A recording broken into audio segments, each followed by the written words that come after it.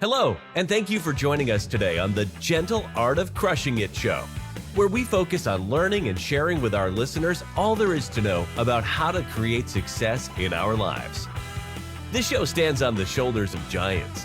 Our mission is to empower and inspire our listeners to create the life of their dreams whilst having a blast in the process. Let's celebrate life together. Welcome to the show. All right, welcome back to the Gentle Art of Crushing It podcast. My name's Randy Smith, and I'll be your host today. And I'm really excited to have Akash Jain with us today. Akash is the managing partner of Multi-Asset Generational Fund, and he is a multifamily operator and a guy that I have been seeing around conferences for years. So Akash, welcome to the show.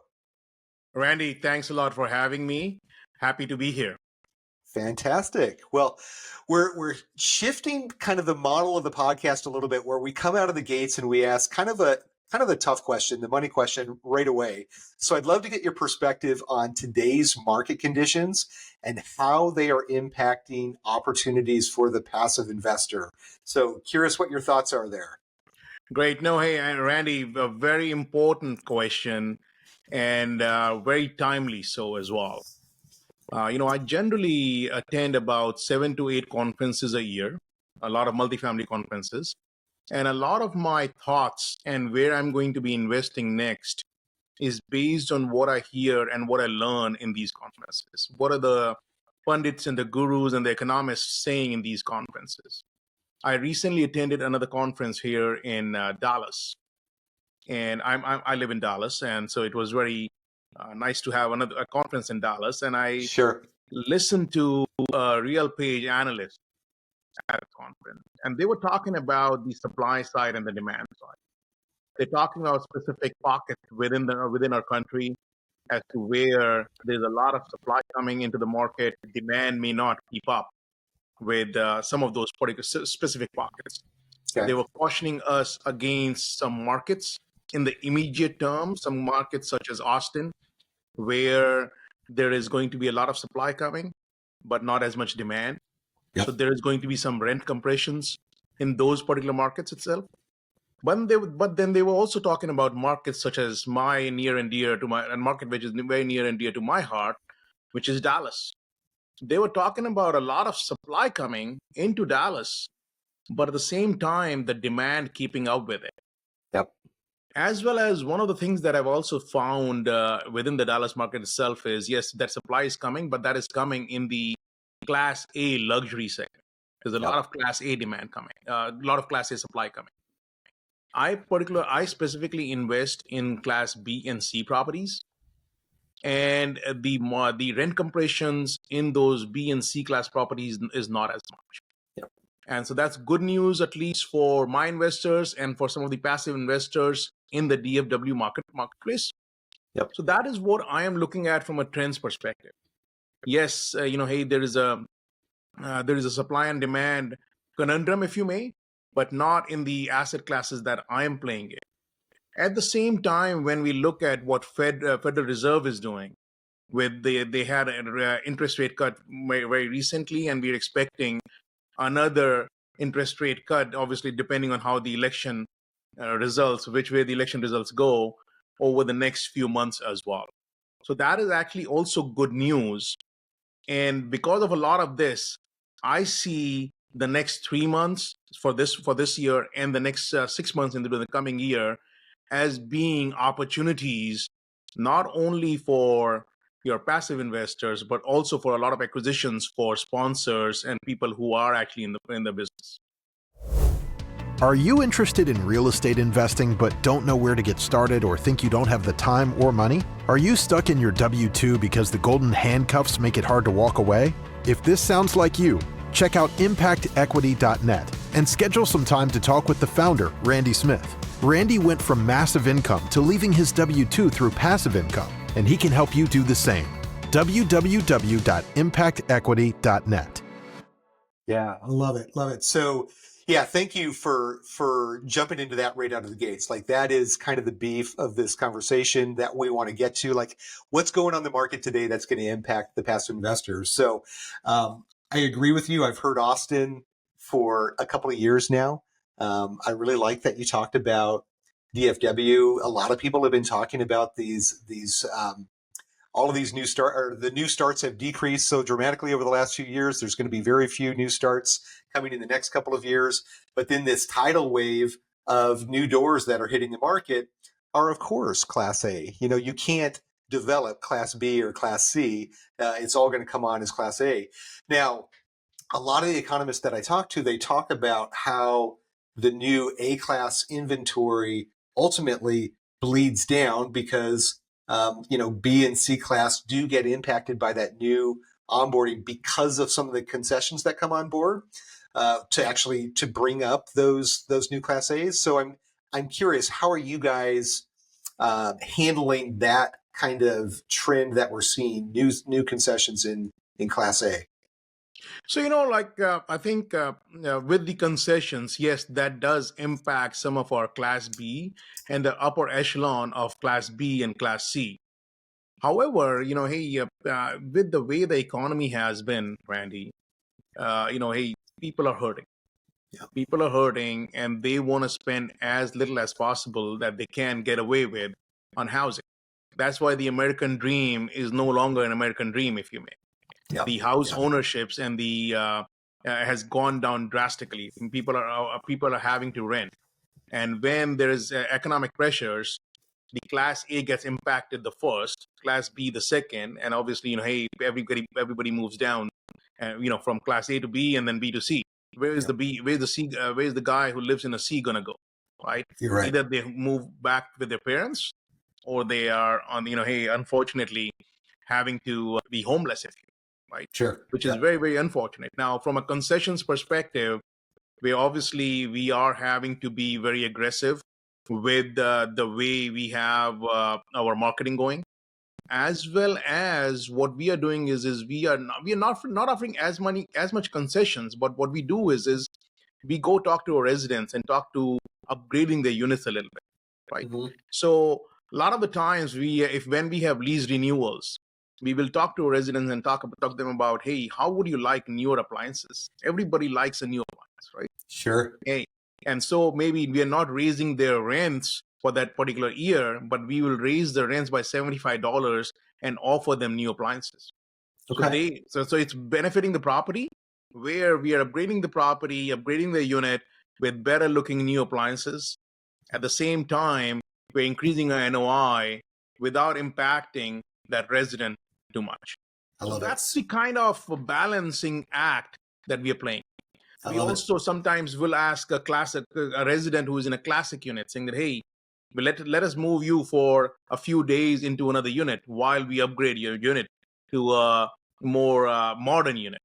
Mm-hmm. We'll spend $7,000 on that unit, but then hey, we'll upgrade the rent by another $150 as well. So again, benefiting the property, making it better for the resident, at the same time impacting NOI. So those are some of the tools that we are trying with. Yeah, thank you for getting into that. I've not heard those strategies shared that often. Quite often, in the value add space, you hear people not getting evicted, but we're saying that you have the ability to move to another unit, but it's going to be $300 or $400 or $500 more per month, and it really kind of puts a bad taste in the mouth from the renters on what these operators are doing. So I'm excited to hear that you guys are leveraging some strategies that impact, your long-term tenants that are paying as planned, like really your ideal type of tenant, and you're able to get a few more dollars out of them, but you're providing a better living environment by either adding the appliances or doing the full rehab and letting them keep their address. I've been hearing a lot about the impacts. So this is kind of a tangent, but hearing the impacts of people that have to move every 12 to 18 months, like the long-term impact on those people economically is really devastating if they do that. So by working with your tenants to be able to stay in their residence and keep the same address, that's really probably creating some very loyal tenants that will be with you for years and years and years to come, I would imagine. No, it's been helping us quite a bit. In fact, an example would be we currently had one resident who actually fell behind by a month. And this resident has been in our community for 20 years. And the management team said, hey, it doesn't make sense to, hey, ask her to leave because she has called our property her home for the last 20 years. Yeah. So we worked with her. We gave her an option to pay us on a weekly basis. And she had $1,000 delinquency. And we made it an option to get her caught up and pay $100 every week to get caught up. And not only that, we also told her that, hey, we're going to provide her with a privacy fence on her balcony. Okay. And we were going to increase her rent by $75. Actually, she was very happy and ecstatic about it because we would see her sitting outside on her balcony all the time, but with no privacy, whatever. Hey, everybody walking by would see her, right? So she was like very, very thankful for that. So not only that, we brought the delinquency down. We helped her. We helped our relationship with her. She was a 20-year resident, and at the same time, we kind of, got another NOI boost for the property itself. I love it. Yeah, it's great to hear that you're doing those types of things. I think we get so stuck as passive investors thinking about IRRs and cash on cash and equity multiples that are dealing with K1s that we forget that these are actually people living in these units. So thank you for that. So let's do this if we can. We kind of jumped in kind of to the deep end on the front end, but tell the audience, if you can, a little bit about yourself, like how long you've been doing this, what's your portfolio look like, what you do prior to apartment investing. Sure, Randy. Hey, obviously, first of all, thank you for having me on your podcast. I have been a fund manager. I'm a fund manager, an investor, as well as a family man, right? I have a beautiful wife that I have been married for 29 years. She was my high school sweetheart, and hey, wow. I've been a mother of my two boys, 23 and 15. We live in Dallas. I love multifamily apartment complexes and investing in multifamily apartment complexes. The word family within multifamily means a lot to me. Okay. And when we talk about multifamily and buying properties, we are actually not buying properties, we are building communities. And it's very, very important to me that everything that we do in our communities is geared around the tenants. Even the property management company that we choose is around how their values need to match that of ours. We need to take care of residents. Okay. Well, that's a little bit about multifamily. But then prior to what I used to do prior to that, I used to run. I was a mergers and acquisition and strategy consultant. Right.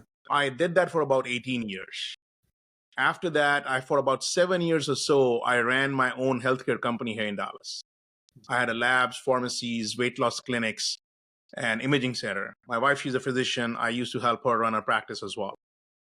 In 2019, we exited from our healthcare companies, and I became a full-time investor. Even though I have been investing in real estate since 1999, but it's only in 2019 that I became a full-time investor. And since then, we have been investing a lot of our money into real estate and into alternative strategies. Okay. And as we were doing that, a lot of our friends and family asked us, hey, can we invest alongside you? You are doing a lot of this investing. And that is how I started my fund. I'm in my second year of my fund, and we invest in multifamily, in other asset classes, which I myself don't run. The multifamily properties is what I sponsor, but I do invest in other asset classes when I'm not a sponsor. And then startups is also very near and dear to me. I have invested in more than 200 startups over the past 7 years. Wow. And so I invest a lot in startups also.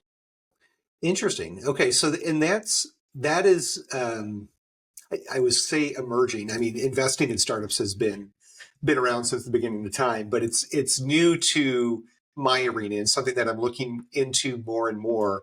Can you talk about that a little bit? Is it similar type structures when you're investing in startups as it is when you're investing in commercial real estate, or do those structures look different for the passive investor?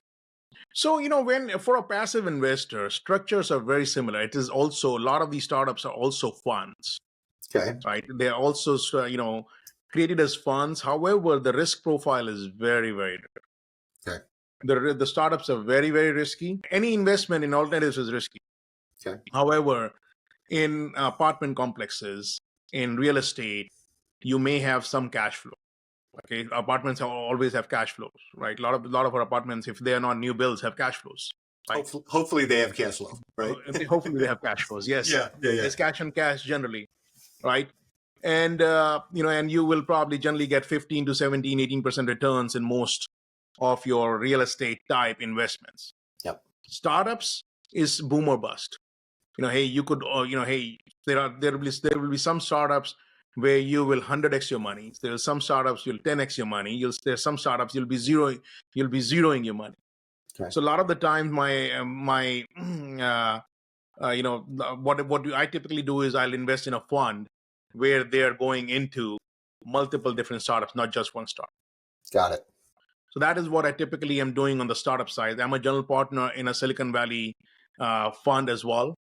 And so where we typically do $250,000 to $350,000 checks to these startups. It's a $15 million fund.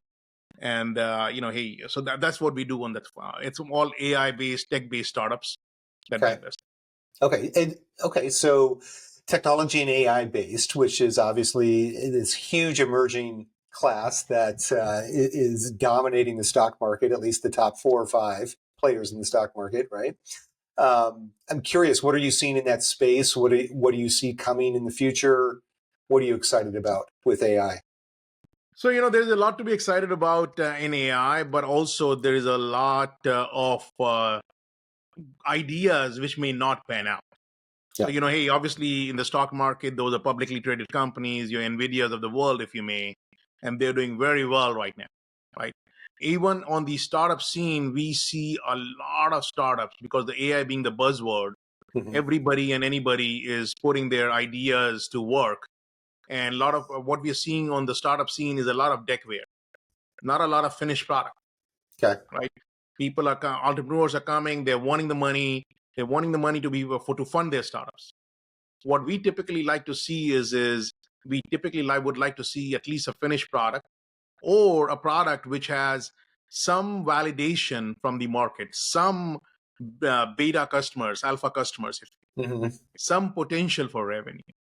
So again, I think seeing a lot of great ideas, a lot of outside the box thinking. That is what I'm most excited about. We are seeing startups in fintech on the AI side, in prop tech, and so some things which are near and dear again to our hearts is properties and whatnot. Prop tech is very big. Yep. Healthcare tech is very big in AI with AI. Okay, Yep. that is what we are seeing, and I'm very excited about what the future holds. I think there'll be a lot of intelligent or bots and that will be entering in our world very soon. Yeah, I'm fascinated with the space. I was at a conference, as I mentioned, over the last 3 days, and we had a speaker that wrote a book on the space.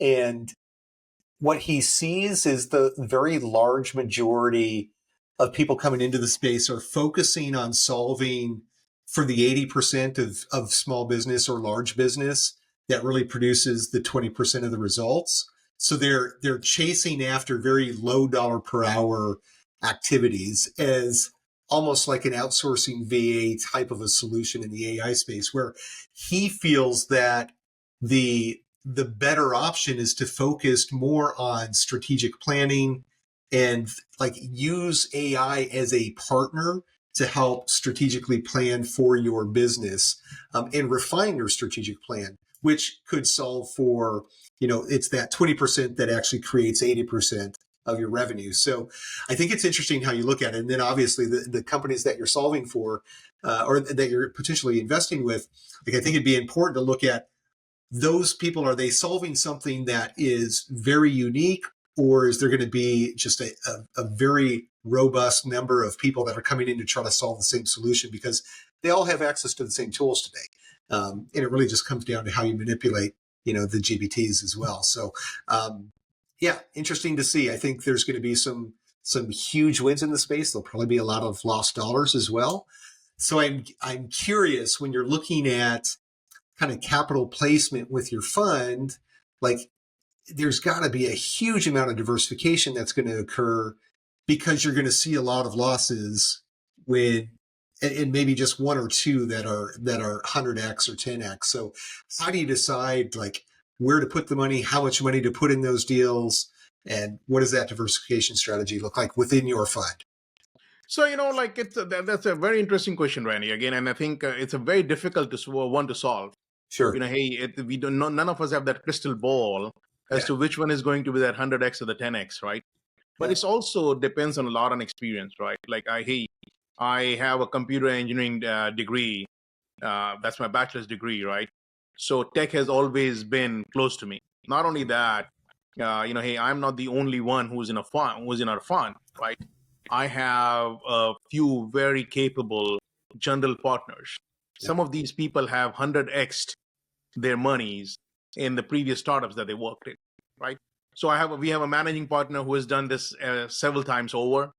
We have other partners within the fund itself. So we don't work. It's not, hey, Akash said that this startup is going to do well. Sure. And let's invest $350,000 into this.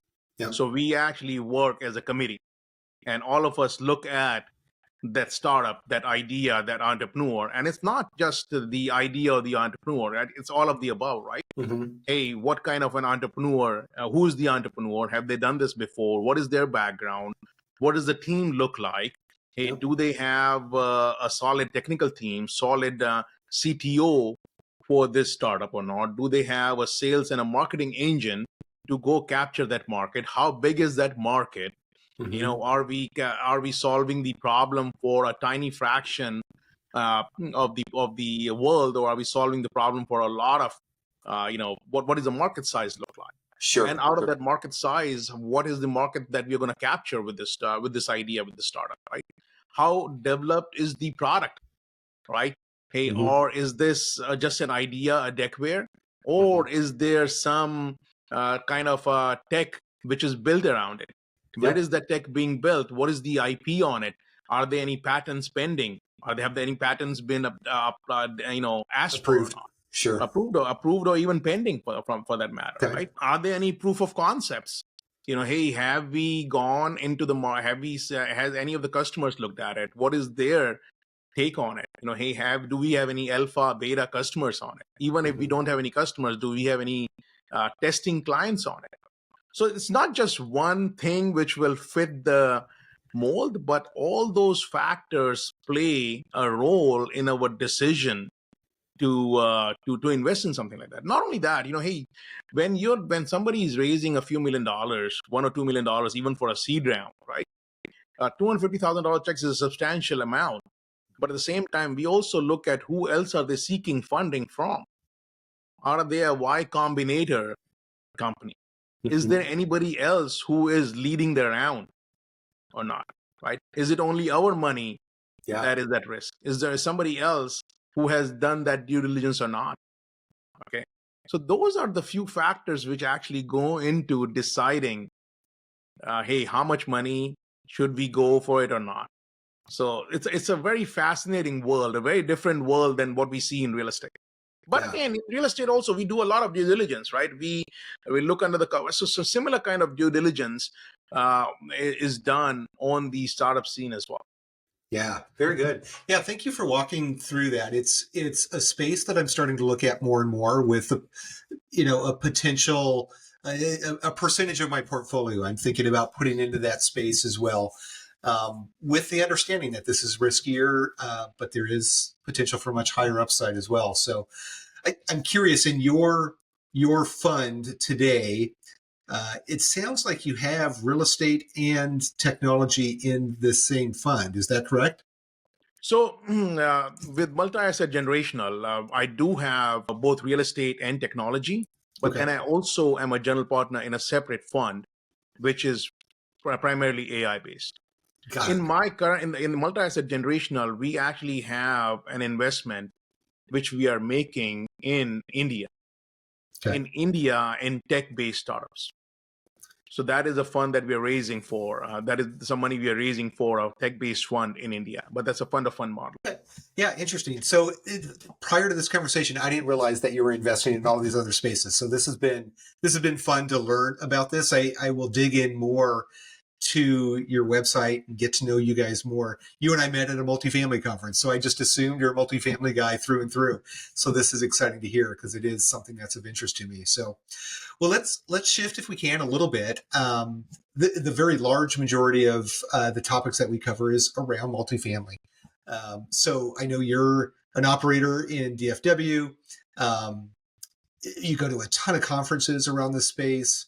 We already talked about what you see kind of going on in the market, but maybe can you walk us through some other trends that you're seeing in multifamily, or even kind of the state of your portfolio that you currently have? So happy to, Randy. Hey, currently I own about 600 units. A lot of it is around DFW market, Metroplex, if I may. Primarily investor in the C class value add deals. One of the fundamentals that I live and abide by is buying right. I think that is one mistake that you cannot come out of. Yeah. If you do not buy the property at the right price, at the right basis, it's very difficult to get past that. Mm-hmm. So that is what I focus a lot on. I look at a lot of deals. I scour the CREXs and the LoopNets of the world. I have relationships with almost every big brokerage firm within the DFW Metroplex. And I look at a lot of their deals. I tour a lot of deals. And I'm looking for that diamond in the rough, that finding that right basis. So I'm a big basis player. Okay. Right. Yep. Let me give you an example, right? We currently operate a property, which is a 345 unit property in Dallas. We bought it at an amazing basis of $102K a door. Wow. Okay. And that property, we have now held it for 20 months. And this year alone, we have sent more than $1 million in distributions for that property. Uh-huh. Last quarter, on the quarter that just went by, we sent out more than $500,000 in distributions to our investors. And I'm getting goosebumps as I say that, because it's such an amazing feeling when other people are having capital calls or not making distributions, and when you can send a 6.4% distribution to your investors, that's an awesome. And that so in my properties, that's what we are seeing. We're seeing we continue to provide value add. When I say value add, we are trying to find some items for force appreciation. Okay. And that is what we are always looking for. Cable contracts has been doing well for us. We are able to subsidize the cost of cable and Wi-Fi for our residents by at least $5 to $7 on what they're paying in the market, because we get it at such a cheap price when we do bulk pricing, and we still make $20 to $25 a pop. So that's doing well for us. We recently created a clubhouse within one of our properties. That clubhouse is renting for $250 an evening, mostly on the weekend. That's another NOI play for us. The laundry rooms are a big NOI play for us. The reserve parking, people like to park in front of their house or their apartment. That's a big play for us. So we are trying to maximize not just the rents. Rents there's only so much you can go do with rents, right? A lot of our play has been amenities and charging for those value adds and additional facilities that you provide to the residents. Yeah, very good. That's a plan for us. Yeah, I think it's clear in the distributions you're paying to your investors that strategy seems to be working. Where there's so many folks that are getting paused or have paused distributions or God forbid, capital calls. So, well, very good. Well, what is 2020, the remainder of this year and moving into next year? What is the focus and the goal for the organization? No, hey, we have been in an acquisition mode this year. This year, so far, we have closed on 4 properties. And our intent is to close on at least 1, if not 2 more by the end of the year. Hopefully we'll get there. And the same thing holds true for 2025. We are going to be in an acquisition mode at least for the first 6 to 9 months of next year as well. And a lot of this is an opportunistic play. We see that 2020, we actually predicted 2024 to be an acquisition year for us. We also predict 2025, the first half to be, again, just because of the kind of deals we are seeing in the market. I think there are some famous quotes when, hey, everybody else is fearful, you should be opportunistic about it. And that's what we're trying to do. There is a lot of dry powder, a lot of people sitting on the sidelines, and where we are going and snagging properties at 20-30% discounts. And it's a basis play for us. We are picking up the properties at amazing basis. That's what we are doing, and that's what we will continue to do in 2025 as well. Randy, I think I can't hear you anymore. I hit the mute for a cough. My apologies, but yeah, it sounds like it's been an interesting year, exciting year for you guys, and next year is looking the same way. I'm curious if we can. It looks like we are kind of hitting our time here, but I do have a handful of questions that I'd love to jump into if you do still have a few more minutes. Sure, absolutely. Perfect. Well, let's do that. So, as we talk about on this podcast, we are geared towards the newer passive investors. So, talking to that avatar, what would you say would be one of the best educational resources that they could look at to continue to get educated in this space?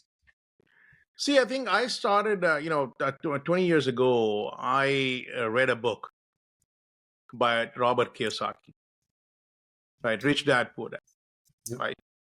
Both my kids, 23 and 15, have read that book. I have several copies in my study here.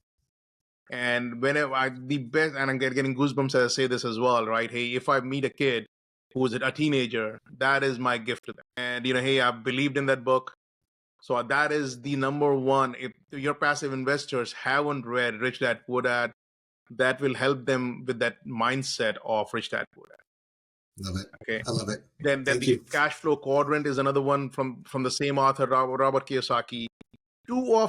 Some of the best books around how to think about cash flows, how to think about real estate, how to ensure you are creating generational wealth.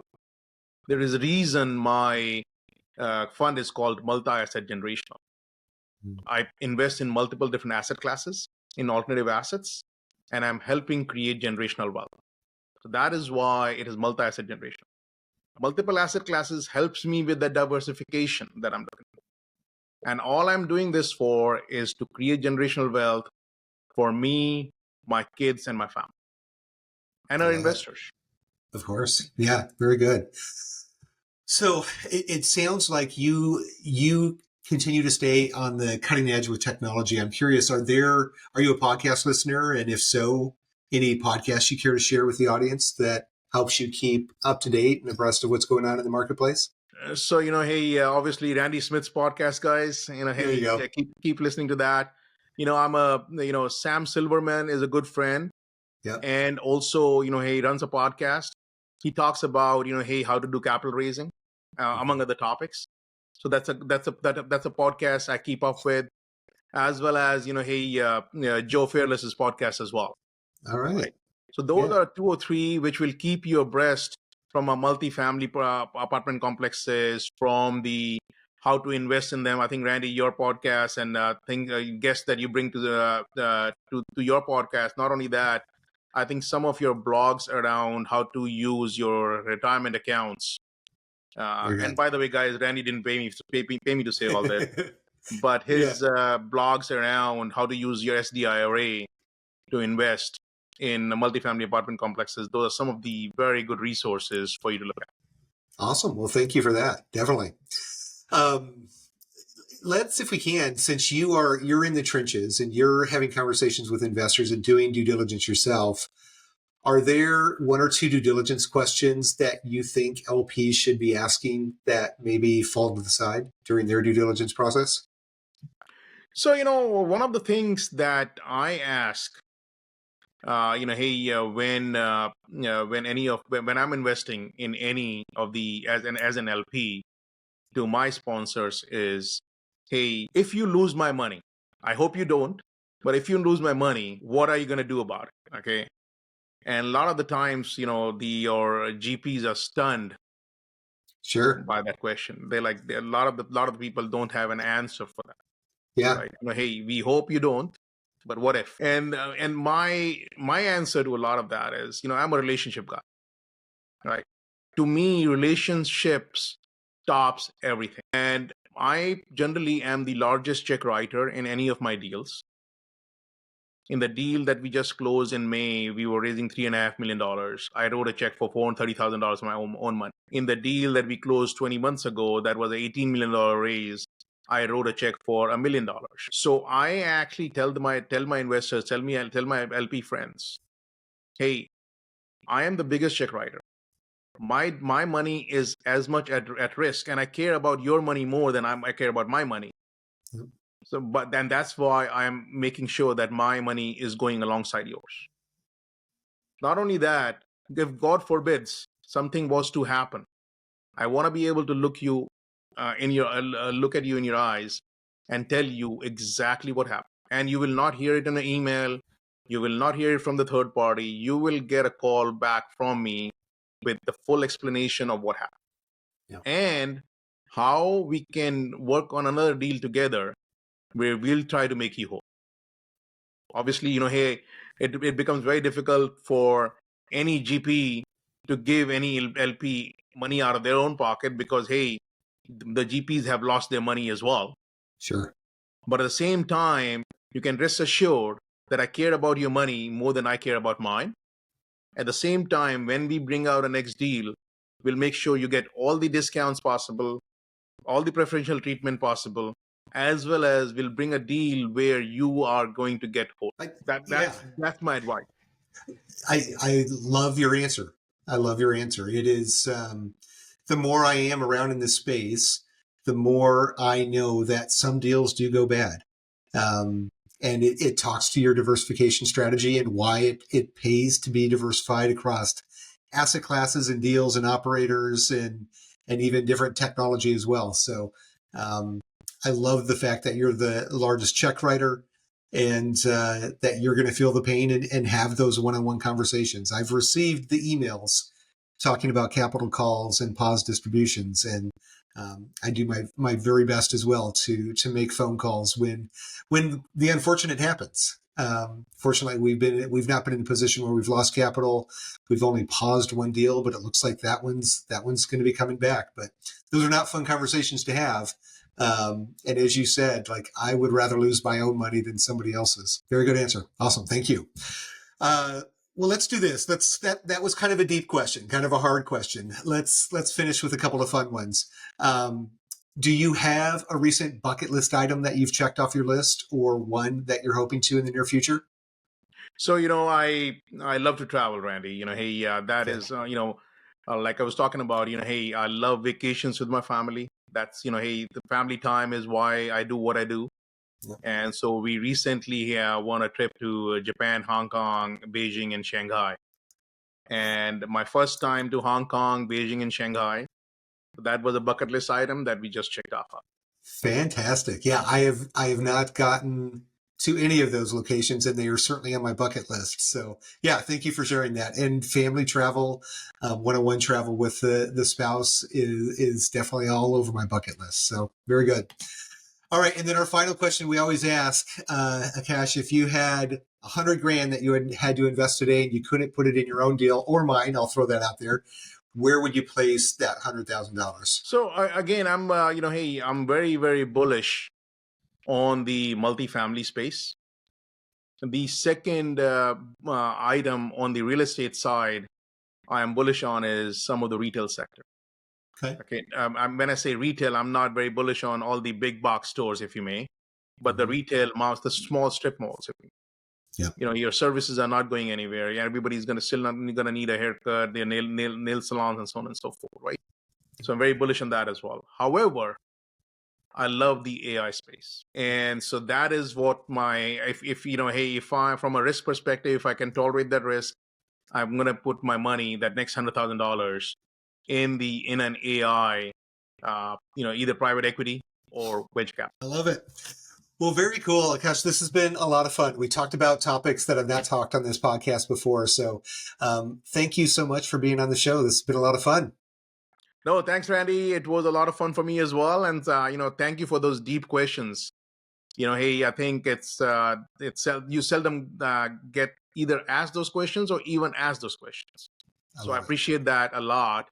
And, hey, hopefully the listeners enjoyed what we talked about. And thank you for having me on your podcast. Thanks. Fantastic. Well, we'll put your contact information in the show notes, of course. But if you're at conferences, you're going to see Akash out there for sure. He's all over LinkedIn. Certainly reach out to him and connect and learn more about what he's doing. So to the audience as well, we encourage you, just continue that education journey. Continue to get educated in this space, but more importantly than that, make the decision to invest in your first or your next passive investment. Both Akash and I are so convinced that once you do, you will wish that you had just started that much sooner. So thank you again for listening today. Be sure to like and subscribe on whatever channel you're listening, and be sure to join us again next Thursday for another great episode. Thank you. Well, there you have it, ladies and gentlemen. Another episode of The Gentle Art of Crushing It. It was an amazing episode. We know we sure learned a lot, and we hope you did as well. We want to take a second and thank you so much for viewing or listening to this episode. And please just know that we only ask for one favor, and that is to make this life magnificent. Thank you, and have a wonderful day.